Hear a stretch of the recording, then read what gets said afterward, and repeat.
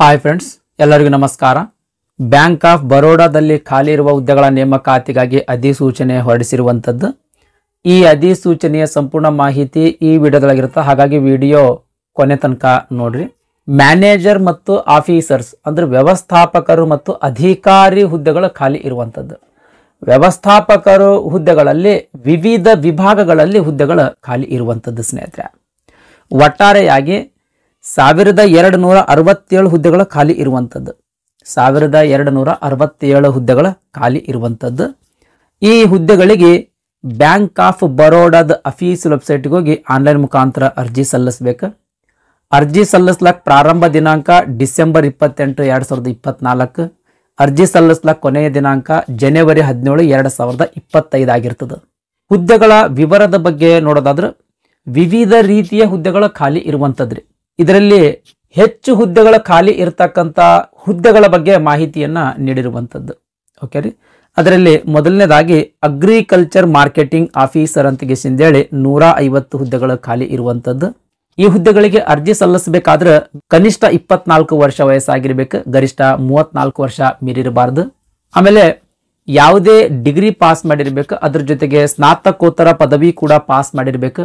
In case ಪದವಿ ಜೊತೆಗೆ ಸ್ನಾತಕೋತ್ತರ ಪದವಿ ಪಾಸ್ ಮಾಡಿರಲಿಲ್ಲ ಅಂತಂದ್ರೆ ಸೇಲ್ಸ್ ಅಥವಾ ಮಾರ್ಕೆಟಿಂಗ್ ಅಥವಾ ಅಗ್ರಿ ಬಿಸ್ನೆಸ್ ಅಥವಾ ರೂರಲ್ ಮ್ಯಾನೇಜ್ಮೆಂಟ್ ಅಥವಾ ಫಿನಾನ್ಸ್ ಈ ವಿಷಯದೊಳಗ ಯಾವ್ದಾದ್ರು ಒಂದು ವಿಷಯದಲ್ಲಿ ಡಿಪ್ಲೊಮಾ ಪಾಸ್ ಮಾಡಿದ್ರು ಕೂಡ ನೀವು ಅರ್ಜಿ ಸಲ್ಲಿಸಬಹುದು. ಆದರೆ 2 ವರ್ಷದ ಎಕ್ಸ್ಪೀರಿಯನ್ಸ್ ಅನ್ನ ಹೊಂದಿರ್ಬೇಕ್ರಿ. ಸೇಲ್ಸ್ ವಿಭಾಗದಲ್ಲಿ 2 ವರ್ಷದ ಎಕ್ಸ್ಪೀರಿಯನ್ಸ್ ಅನ್ನ ಹೊಂದಿದ್ರಿ ಅಂತಂದ್ರೆ ನೀವು ಈ ಹುದ್ದೆಗಳಿಗೆ ಅರ್ಜಿ ಸಲ್ಲಿಸಬಹುದು. ನೆಕ್ಸ್ಟ್ ಅಗ್ರಿಕಲ್ಚರ್ ಮಾರ್ಕೆಟಿಂಗ್ ಮ್ಯಾನೇಜರ್ 50 ಹುದ್ದೆಗಳ ಖಾಲಿ ಇರುವಂತದ್ದು. ಈ ಹುದ್ದೆಗಳಿಗೆ ಅರ್ಜಿ ಸಲ್ಲಿಸಬೇಕಾದ್ರೆ ಕನಿಷ್ಠ 26 ವರ್ಷ ವಯಸ್ಸಾಗಿರ್ಬೇಕು, ಗರಿಷ್ಠ 36 ವರ್ಷ ಮೀರಿರಬಾರ್ದು. ಈ ಹುದ್ದೆಗಳಿಗೂ ಕೂಡ ಯಾವುದೇ ಪದವಿ ಪಾಸ್ ಮಾಡಿರ್ಬೇಕು, ಅದ್ರ ಜೊತೆಗೆ ಸ್ನಾತಕೋತ್ತರ ಪದವಿ ಕೂಡ ಪಾಸ್ ಮಾಡಿರ್ಬೇಕು. ಪದವಿ ಜೊತೆಗೆ ಸ್ನಾತಕೋತ್ತರ ಪದವಿ ಪಾಸ್ ಮಾಡಿರಲಿಲ್ಲ ಅಂತಂದ್ರ ಸೇಲ್ಸ್ ಆಗಿರ್ಬೋದು, ಮಾರ್ಕೆಟಿಂಗ್ ಆಗಿರ್ಬೋದು, ಅಗ್ರಿ ಬಿಸ್ನೆಸ್ ಆಗಿರ್ಬೋದು, ರೂರಲ್ ಮ್ಯಾನೇಜ್ಮೆಂಟ್ ಆಗಿರ್ಬೋದು, ಫಿನಾನ್ಸ್ ಆಗಿರ್ಬೋದು, ಇವಿಷ್ಟು ವಿಷಯಗಳಲ್ಲಿ ಯಾವುದಾದ್ರೂ ಒಂದು ವಿಷಯದಲ್ಲಿ ಡಿಪ್ಲೊಮಾ ಪಾಸ್ ಮಾಡಿದ್ರೂ ಕೂಡ ನೀವು ಅರ್ಜಿ ಸಲ್ಲಿಸಬಹುದು. ಆದರೆ 4 ವರ್ಷದ ಎಕ್ಸ್ಪೀರಿಯನ್ಸ್ ಅನ್ನು ಹೊಂದಿರಬೇಕು. ಸೇಲ್ಸ್ ವಿಭಾಗದಲ್ಲಿ 4 ವರ್ಷದ ಎಕ್ಸ್ಪೀರಿಯನ್ಸ್ ನೀವೇನಾದ್ರೂ ಹೊಂದಿದ್ರಿ ಅಂತಂದ್ರೆ ಈ ಹುದ್ದೆಗಳಿಗೆ ಅರ್ಜಿ ಸಲ್ಲಿಸಬಹುದು.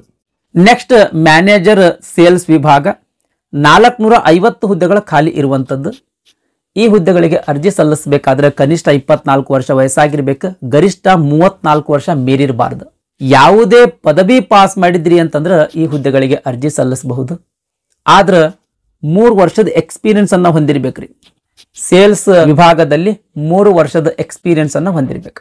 MBA ಆಮೇಲೆ ಮಾರ್ಕೆಟಿಂಗ್ ಆಗಿರ್ಬೋದು, ಸೇಲ್ಸ್ ಆಗಿರ್ಬೋದು ಅಥವಾ ಬ್ಯಾಂಕಿಂಗ್ ಆಗಿರ್ಬೋದು, ಈ 3 ವಿಷಯಗಳಲ್ಲಿ ಯಾವ್ದಾದ್ರು ಒಂದು ವಿಷಯದಲ್ಲಿ ಪೋಸ್ಟ್ ಗ್ರಾಜ್ಯುಯೇಷನ್ ನಲ್ಲಿ ಡಿಪ್ಲೊಮಾ ಪಾಸ್ ಮಾಡಿದವರಿಗೆ ಮೊದಲ ಆದ್ಯತೆ ನೀಡ್ತಾರೆ, ಪ್ರಿಫರೆನ್ಸ್ ಕೊಡ್ತಾರೆ.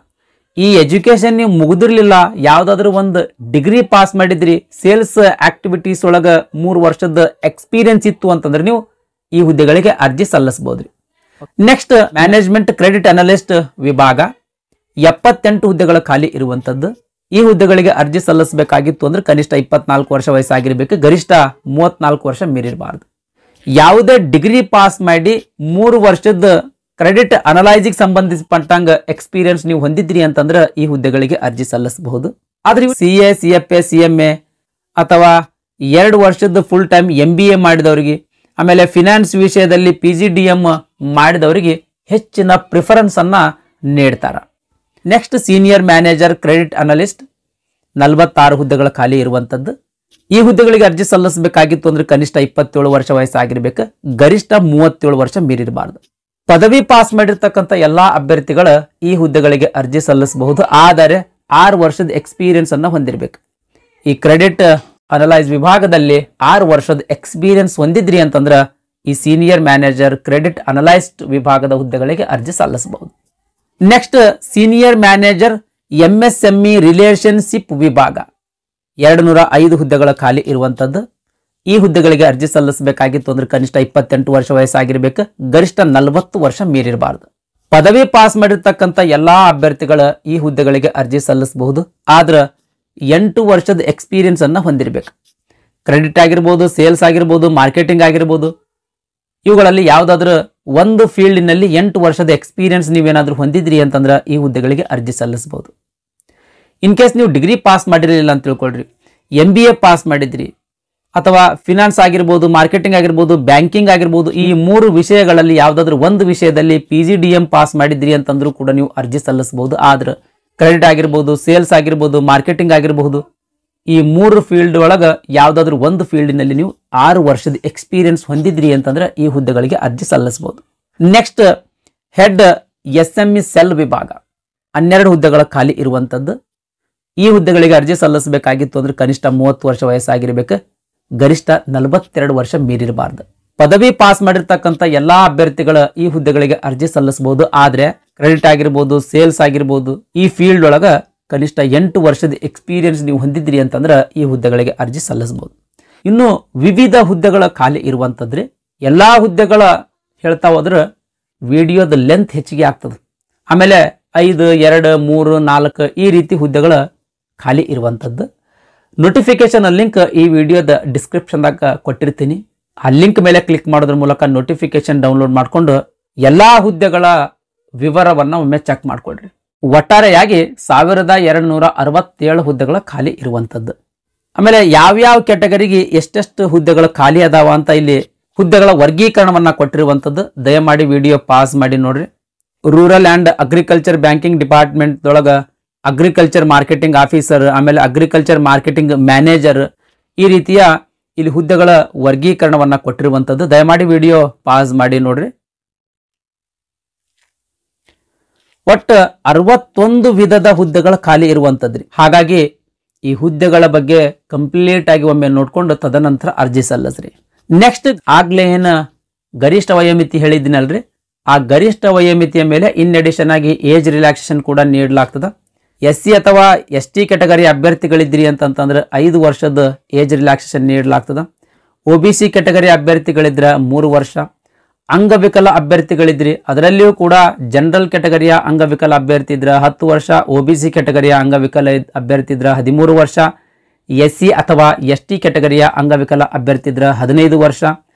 ಆಮೇಲೆ ಮಾಜಿ ಸೈನಿಕ ಅಭ್ಯರ್ಥಿಗಳಿದ್ರಿ ಎಷ್ಟು ವರ್ಷ ಸೈನ್ಯದೊಳಗೆ ಸೇವೆ ಸಲ್ಲಿಸಿರ್ತಾರೋ ಅಷ್ಟು ವರ್ಷದ ಮೇಲೆ ಜನರಲ್ ಕ್ಯಾಟಗರಿಯ ಎಕ್ಸ್ ಸರ್ವಿಸ್ ಮ್ಯಾನ್ ಇದ್ರು ಅಂತಂದ್ರೆ 5 ವರ್ಷ, OBC ಕ್ಯಾಟಗರಿಯ ಮಾಜಿ ಸೈನಿಕ ಇದ್ರೆ 8 ವರ್ಷ, SC ಅಥವಾ ST ಕ್ಯಾಟಗರಿಯ ಮಾಜಿ ಸೈನಿಕ ಇದ್ರೆ 10 ವರ್ಷ.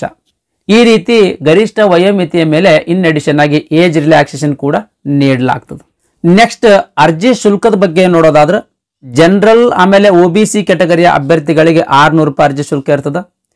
SC ST ಅಂಗವಿಕಲ ಅಭ್ಯರ್ಥಿ ಮತ್ತು ಮಹಿಳಾ ಅಭ್ಯರ್ಥಿಗಳಿಗೆ 100 ರೂಪಾಯಿ ಅರ್ಜಿ ಶುಲ್ಕ ಇರ್ತದೆ. ನೆಕ್ಸ್ಟ್ ಈ ಹುದ್ದೆಗಳಿಗೆ ಆಯ್ಕೆ ಆದ ಮೇಲೆ ಪೋಸ್ಟಿಂಗ್ ಎಲ್ಲಿ ಕೊಡ್ತಾರ ಅಂತ ಅನ್ನೋದ್ರ ಬಗ್ಗೆ ನೋಡೋದಾದ್ರೆ ಭಾರತದಾದ್ಯಂತ ಯಾವುದೇ ಬ್ಯಾಂಕ್ ಆಫ್ ಬರೋಡಾದ ಬ್ರಾಂಚ್ಗಳಲ್ಲಿ ನಿಮಗೆ ಪೋಸ್ಟಿಂಗ್ ಕೊಡಬಹುದು ಸ್ನೇಹಿತರೆ. ಭಾರತದಾದ್ಯಂತ ಎಲ್ಲಿಯಾದ್ರೂ ಪೋಸ್ಟಿಂಗ್ ಕೊಡ್ಲಿ, ನಾನು ಅಲ್ಲಿ ಹೋಗಿ ಕೆಲಸ ಮಾಡಕ್ ರೆಡಿ ಇದ್ದೀನಿ ಅಂತ ಅನ್ನೋರು ಮಾತ್ರ ಅರ್ಜಿ ಸಲ್ಲಿಸ್ರಿ.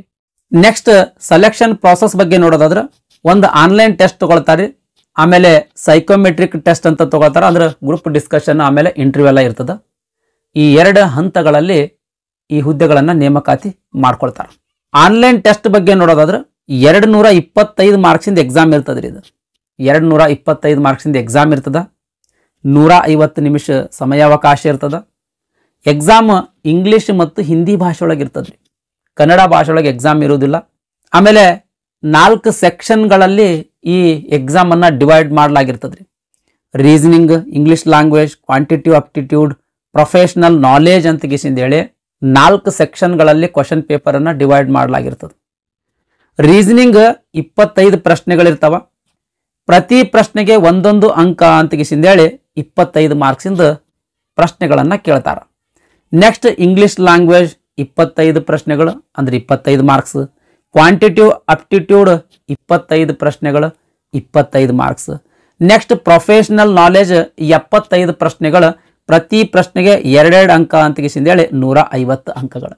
ಒಟ್ಟಾರೆಯಾಗಿ 225 ಮಾರ್ಕ್ಸಿಂದ ಎಕ್ಸಾಮ್ ಇರ್ತದ್ರಿ.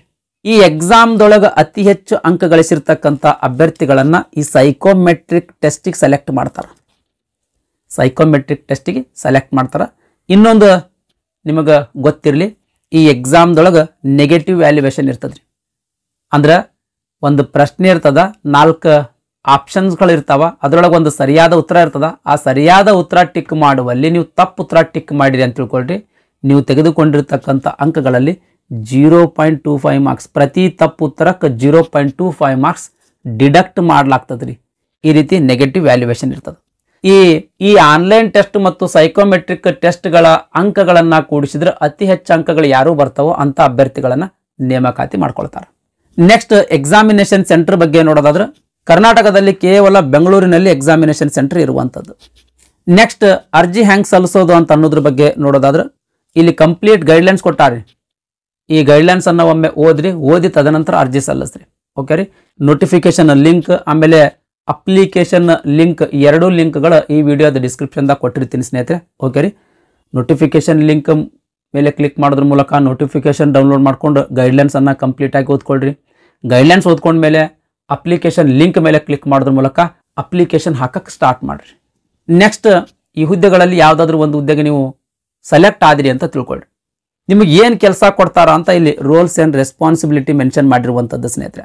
ನೋಟಿಫಿಕೇಶನ್ ಅನ್ನು ಡೌನ್ಲೋಡ್ ಮಾಡ್ಕೊಂಡು ಅಂದರೆ ಯಾವುದು ಹುದ್ದೆಗೆ ನೀವು ಅರ್ಜಿ ಸಲ್ಲಿಸಬೇಕು ಅನ್ಕೊಂಡಿರ್ತೀರೋ ಆ ಹುದ್ದೆಯ ರೋಲ್ಸ್ ಆ್ಯಂಡ್ ರೆಸ್ಪಾನ್ಸಿಬಿಲಿಟೀಸ್ ಕೂಡ ಒಮ್ಮೆ ಓದ್ಕೊಂಡು ತದನಂತರ ಅರ್ಜಿ ಸಲ್ಲಿಸ್ರಿ.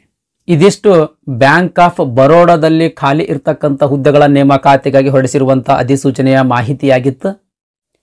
ಈ ವಿಡಿಯೋ ನಿಮಗೆ ಇಷ್ಟ ಆಗಿತ್ತು ಅಂದರೆ ದಯಮಾಡಿ ಲೈಕ್ ಬಟನ್ ಮೇಲೆ ಪ್ರೆಸ್ ಮಾಡಿರಿ. ಅದೇ ರೀತಿ ನಿಮ್ಮ ಫ್ರೆಂಡ್ಸರಿಗೂ ಕೂಡ ಶೇರ್ ಮಾಡಿರಿ ಅಂತ ವಿನಂತಿಸಿಕೊಳ್ತಾ ಇವತ್ತಿನ ವಿಡಿಯೋ ಮುಗಿಸ್ತಾ ಇದ್ದೀನಿ. ಧನ್ಯವಾದಗಳು.